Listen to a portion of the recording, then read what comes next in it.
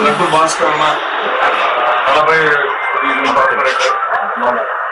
రవాణా తెలిసి ఉంటది మీకు ఇలాంటి గుర్తులు ఏమన్నా చూస్తే గుర్తొస్తుందా?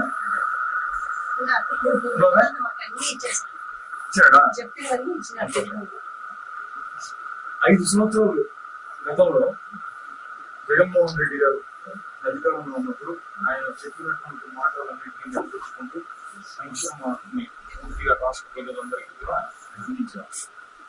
అప్పట్లో గడప గడపకు సంక్షేమం అనేటటువంటి పేరుతో ఒక కార్యక్రమాన్ని చేపట్టింది ప్రభుత్వం.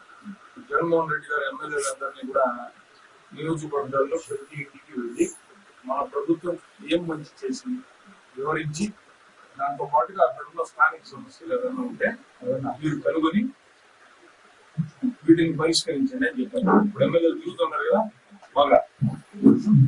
ఇప్పుడు ఒకసారి చూద్దాం మన ఇంటికి గత 5 ఏళ్లలో ఏమి లాభం అందింది వైఎస్ఆర్ సిటీ గవర్నమెంట్.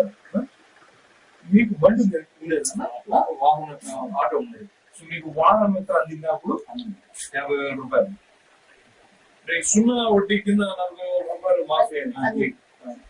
జగనన్న తోడు దీనికి 80,000 రూపాయలు వచ్చింది మనకి. అలానే జగనన్న విద్యార్థిగా కింద ఇంట్లో చదువుకుంటున్నారా పిల్లలు 24,000 వచ్చింది. జగనన్న అంటే వైఎస్ఆర్ చేయూత కింద 37,500 రూపాయలు వచ్చింది. మొత్తము 5 ఏళ్లలో మన వైఎస్ఆర్ కాంగ్రెస్ పార్టీ ప్రభుత్వంలో మీకు 2,31,500 రూపాయలు ప్రభుత్వ సాయం అందించింది. నిజమైంది తీసుకున్నాక మరి చంద్రబాబు గారు చాలా పెద్ద మెజారిటీతో గెలిచారు కదా, 164 సీట్లతో బ్రహ్మాండంగా గెలిచారు. ఆయన సూపర్ 6 అనేటటువంటి 6 హామీలు ఇచ్చాడు. నేను అధికారంలోకి వస్తే ఈ సూపర్ 6 హామీలన్నింటినీ కూడా చూద్దాం. అది ఏంటంటే చంద్రబాబు గారు ఈ 10 నెలల్లో మన ఇంటికి చేసిన మంచి ఏంది చెడు ఏంది అని తెలియజెప్పే కార్యక్రమమే మేము చేస్తున్నాం. దీని పేరు చంద్రబాబు ఘరానా మోసం. ఒక్కసారి చూద్దాము. చంద్రబాబు గారు ఈ సూపర్ 6 హామీల్లో మొదటిది తల్లికి వందనం. స్కూలుకు వెళ్లే ప్రతి విద్యార్థికి ఏడాదికి 15,000 రూపాయలు ఇవ్వడం. మన ఇంట్లో ఎవరైనా స్కూల్కి వెళ్తున్నారా? లేరు. అంటే ఈ పథకం మనకు అందదు, అవసరం లేదు. నిరుద్యోగులు ఎవరైనా ఉన్నారా? అబ్బాయి సాయి, సాయి నీకు నిరుద్యోగ వృత్తి అందుతుందా? అందట్లేదు. నువ్వు ఒకటివే ఇంట్లో నిరుద్యోగి. ఇద్దరు ఉన్నారా? మీ బ్రదర్ కూడా? ఓకే. అంటే మీకు ఈ 10 నెలల్లో మీకు 3,000 × 10 అంటే 30,000, అన్నకు ఒక 30,000 అంటే 60,000 వచ్చి ఉండాల మన ఇంటికి. రాలేదు, అంతేనా? మహిళలకు ఉచిత సగం మీరు ఒక్కళ్ళే కదా ఉండేది ఇంట్లో మహిళ. సో మీకు ఈ పథకం ఏమైనా ఉచితంగా ప్రయాణించారా బస్సులో మీరు?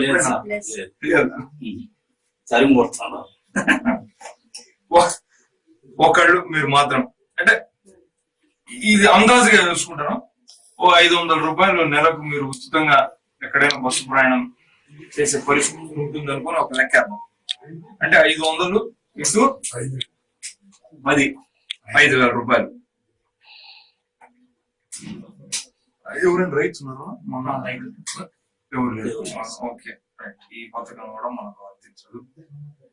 దీపం పథకం కింద ప్రతి ఇంటికి ఉచితంగా ఏడాదికి 3 సిలిండర్లు ఇచ్చారు అని అంటున్నారు.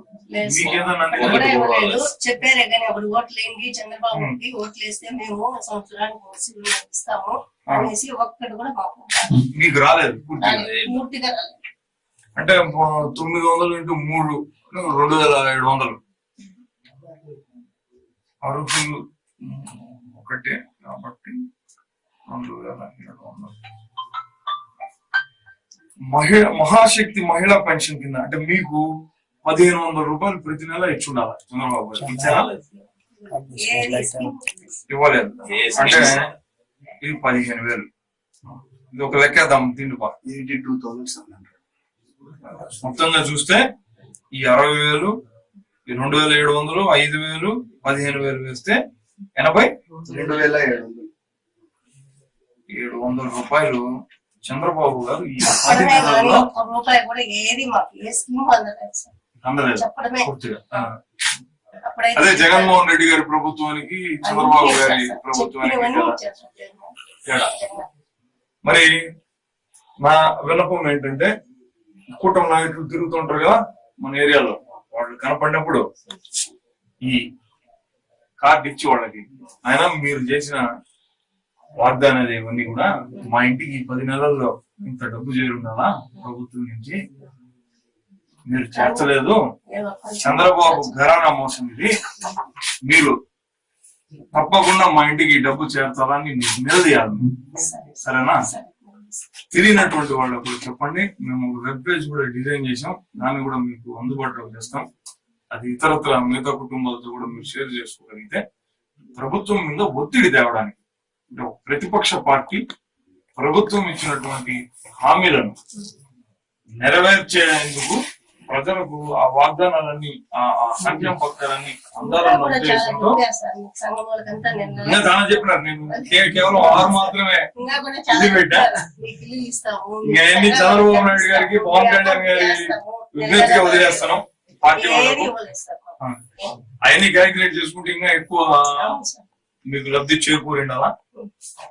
ఈసారి మోసపోయినారు, నిజాన్ని గుర్తించండి. మాట మీద నిలబడేటటువంటి వ్యక్తి ఎవరు, మాట మీద నిలబడని వ్యక్తి ఎవరు అన్న తేడా తెలుసుకొని ఈసారి జగన్మోహన్ రెడ్డి గారిని గెలిపించాలని మా అభ్యర్థన. ప్రభుత్వం మీకు అందించాల్సినటువంటి సహాయాన్ని అందించేటట్టుగా ప్రతిపక్ష పార్టీగా ఒత్తిడి పెట్టే పూర్తి ప్రయత్నం మేము చేస్తాం. Thank you.